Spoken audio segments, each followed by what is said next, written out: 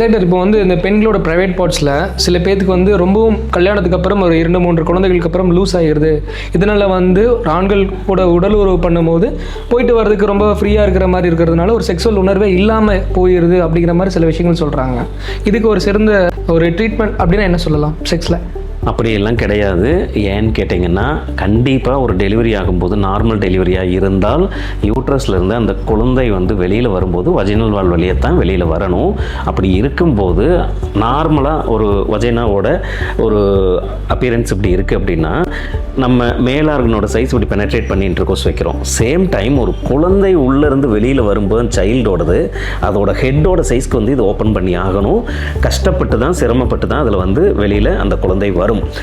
2 குழந்தை பிறந்துருச்சு 3 குழந்தை பிறந்துருச்சு அப்படிங்கிறதுக்காக வந்து இது பெரிய லூஸாக இருக்கும், செக்ஸ் உணர்வுகள் குறைஞ்சி போயிடும் அப்படிலாம் கிடையாது. அந்த டைமுக்கு பர்த் அப்போ அது எக்ஸ்பேண்ட் ஆகுமே தவிர அதுக்கப்புறம் அது நார்மலோட ஸ்ட்ரக்சருக்கு வந்துடும்.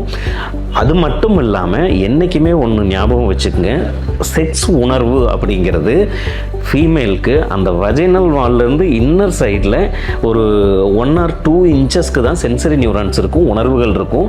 அதற்கு கீழ் எவ்வளவு டெப்த்துக்கு போனாலும் அவங்களுக்கு வந்து உணர்வுகள் இருக்காது. மேலுக்கும் வந்து பார்த்தீங்க அப்படின்னா அவங்க நினைக்கிற அளவுக்கு லூஸாலாம் இருக்கிறதுக்கான வாய்ப்புகள் இல்லை. இது வந்து ஒரு ப்ராக்டிக்கலாக ஒரு நாலேஜ் இல்லாமல் செக்ஸ் அவேர்னஸ் இல்லாதனால வர்ற கேள்வி தானே தவிர 2-3 குழந்தை பெற்றுக்கிட்டதுனால செக்ஸ் லைஃப் வந்து என்ஜாய் பண்ண முடியாது அப்படிங்கிறது மிக மிக தவறு.